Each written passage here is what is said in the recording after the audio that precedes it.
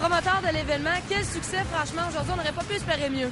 Non, on est content de notre journée. Ça a été excellent. On a eu la réponse des coureurs, la réponse des spectateurs. Je pense qu'on lui a fait un bon show. Fait que non, on est entièrement satisfait. On s'attendait même un peu moins, puis on en a plus, tant mieux. Qu'est-ce que ça a pris finalement pour organiser cet événement-là ici sur la Rive-Sud à Lévis? Ça a pris de la patience, du temps, parce que ça fait plusieurs années que je travaille sur le dossier. Ça prend un beau site, puis c'est ce que ça prenait. C'est pour ça que je retardais chaque année pour... je le faisais pas parce que j'avais pas le site adéquat, mais là, cette année, avec un site comme celui-là, bien là, ça a pu fonctionner. Parlant de la neige, on dit que vous avez prévu le coup depuis très longtemps ici, dans le stationnement, derrière le centre des congrès. Oui, déjà en septembre, on commençait déjà à penser à la neige.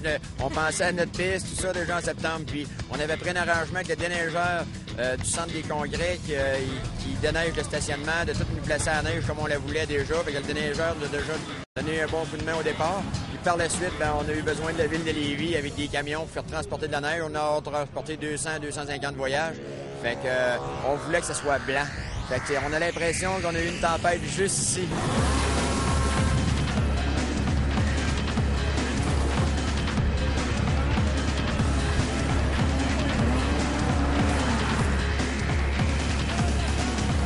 Et en ce qui a trait aux courses, on a quand même une très belle carte, des bons coureurs. Dave Allard est ici, Jennifer est ici, Dave Asselin est ici.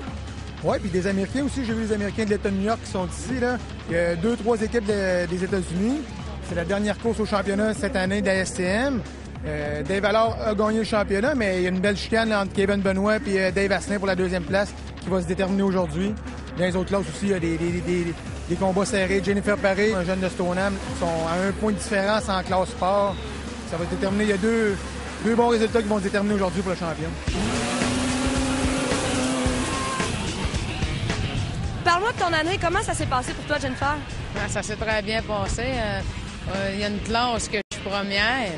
Puis l'autre classe, il y a 3 points avec le deuxième parce que, il y a 2 semaines à la Dorée, je me suis blessé. Puis j'ai pas pu prendre un départ. Fait que j'ai perdu 25 points.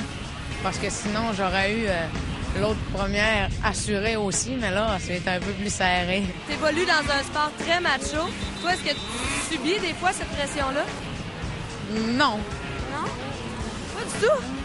Oh, je me rends pas compte de ça. Quand on est sur la course, c'est une course. Puis fille ou gars, moi, j'oublie tout ça. Marielle, cette clip s'adresse à toi. Ça, c'est ma machine. Ça, c'est ta machine. OK? Ma machine à moi. Marie-Ève Côté, tu fais petite machine. OK.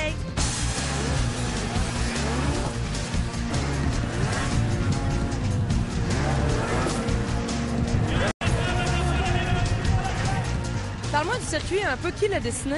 Oui, le circuit, c'est Mathieu Buteau, un coureur semi-pro ici, un jeune de la Rive-Sud qui va très vite en snowcross, un coureur de motocross aussi.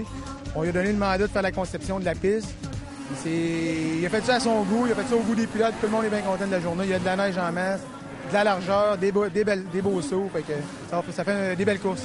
Mathieu Buteau de Saint-Henri-de-Lévis, un local. C'est toi qui as dessiné la piste du snowcross TY Moteur. Parle-moi de l'aspect technique de ce parcours-là.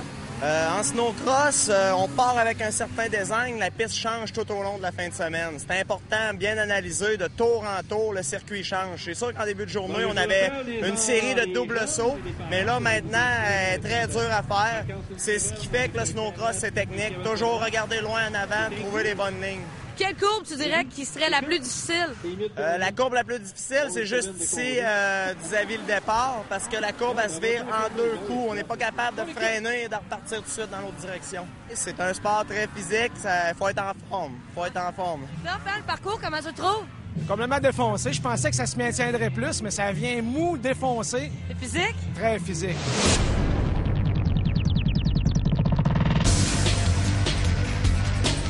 Ça pour une première édition, le snowcross TY Moteur à Lévis? Pour nous autres, c'est extrêmement important que ça revienne. De faire vivre les lieux ici, il faut que ça revienne. Alors, on va faire notre possible pour que ce soit un succès l'an prochain, dans 2 ans, dans 3 ans. C'est trop majeur. C'est super, ça prenait ça. Ça fait longtemps qu'on l'attendait. Et on espère que ça va revenir l'année prochaine. Il y a vraiment beaucoup de monde. Puis, il y a du gars, là, c'est le fun. Mobilisé aujourd'hui pour descendre à Lévis et venir voir le snowcross, c'est génial.